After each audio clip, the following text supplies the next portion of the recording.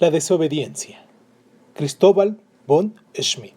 Cierra los ojos, cierra los ojos, cierra los ojos, cierra los ojos.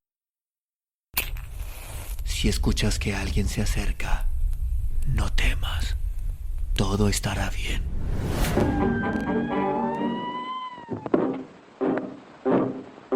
Oh, I'm going down to St. James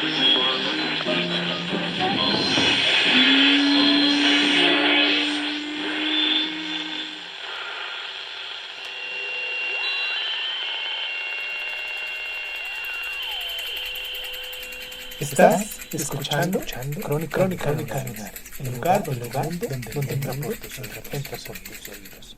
Bienvenido. En medio de un espeso bosque vivía un carbonero llamado Roberto. Su cabaña reposaba sobre una enorme roca. Él mismo la había construido con madera que obtuvo de los árboles que se alzaban gigantescos por encima de la pequeña vivienda. El lugar era muy solitario y, con excepción de la cabaña, el único edificio que se alzaba por los alrededores era un viejo castillo abandonado, del que solo quedaban en pie algunos muros y columnas, y una torre que apenas se conservaba. Los únicos habitantes de las ruinas eran murciélagos, lechuzas y alguno que otro animal salvaje en busca de refugio. Todo el paisaje era digno de admiración y provocaba curiosidad del olvidado edificio que seguramente lució su esplendor en épocas pasadas. Sin embargo, la gente del pueblo no se acercaba demasiado, temiendo que el súbito derrumbe de sus paredes pudiera herirlos. Y también que por cierto miedo supersticioso de encontrarse con fantasmas o almas en pena. Roberto, con su buena y trabajadora esposa Camila, tenía 2 hijos, una niña llamada Rosa y un varón de nombre Antonio. Vivían en aquel paraje solitario muy contentos y felices. El padre cortaba leña y hacía carbón. La madre, además de las tareas de la casa, hilaba y tejía. Antonio cuidaba del pequeño rebaño de cabras y Rosa algunos cerdos y gallinas. Los mismos padres enseñaron a los niños a leer y a escribir, a desarrollar los mejores sentimientos para el prójimo y aún con los animales. Todos se sentían conformes y felices, tenían lo suficiente para comer y vestirse, se querían mucho y se llevaban bien. Por tanto, la tranquilidad y la paz reinaban en aquella casa. Después de terminar su trabajo, Antonio ayudaba a su padre a hacer carbón y los dos se entretenían charlando.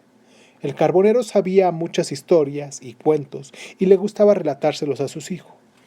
Este tenía una imaginación prodigiosa y escuchaba embelesado, soñando con aventuras y episodios novelescos y fantásticos. Al mismo tiempo, el padre aprovechaba para instruir a su hijo sobre las dificultades y los obstáculos que se presentaban en la vida. Un día, después de escuchar a su padre, Antonio le comentó: «Papá, mañana cuando lleve las cabras, quiero acercarme al castillo abandonado. Tengo una tremenda curiosidad por ver lo que hay adentro». «No, Antonio, ni se te ocurra», dijo el padre. «Ese edificio está muy viejo y puedes correr peligro de que te caiga encima un pedazo de pared».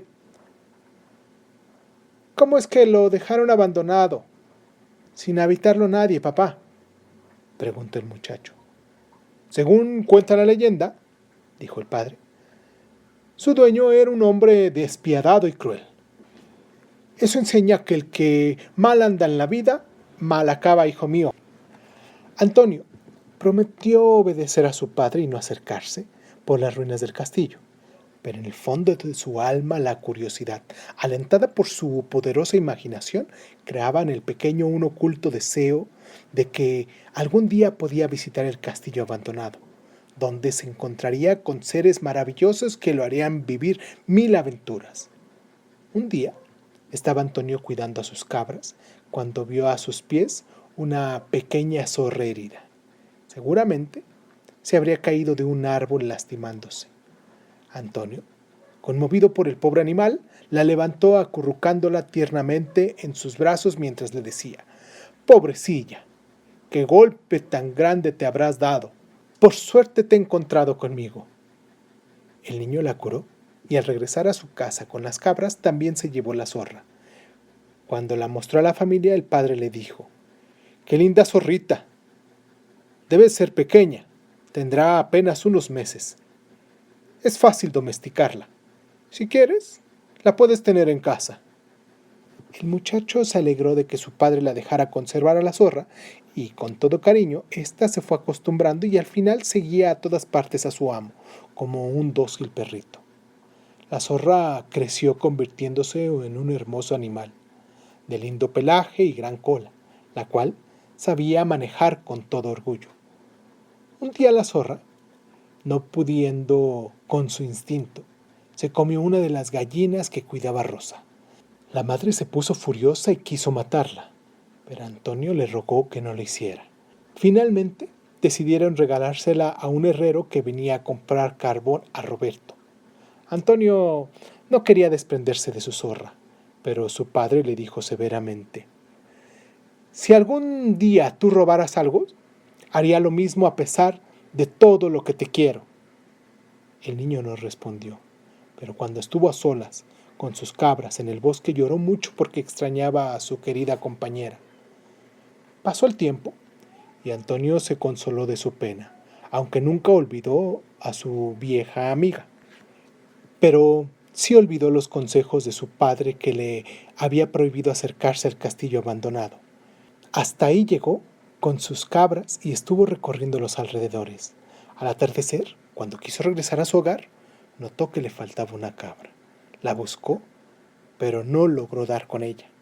Finalmente, pensando que se había metido en las ruinas, decidió entrar al castillo. Ávidamente revisaba aquel lugar donde suponía que antaño hombres y mujeres ricos y hermosos habían danzado, paseado o muerto. Al pensar en esto, recordó la historia que le había referido su padre y un poco temeroso quiso regresar. Contemplaba por última vez una de las torres a la que no había podido subir, cuando un murciélago voló rozándole la cara. El niño asustado salió corriendo, pero no se dio cuenta dónde ponía los pies y cayó rodando entre los montones de escombros hasta un oscuro pasadizo subterráneo. Miró a todos lados tratando de ver en la penumbra y lo que observó lo llenó de asco y temor. El subterráneo estaba plagado de sapos, murciélagos y lagartijas.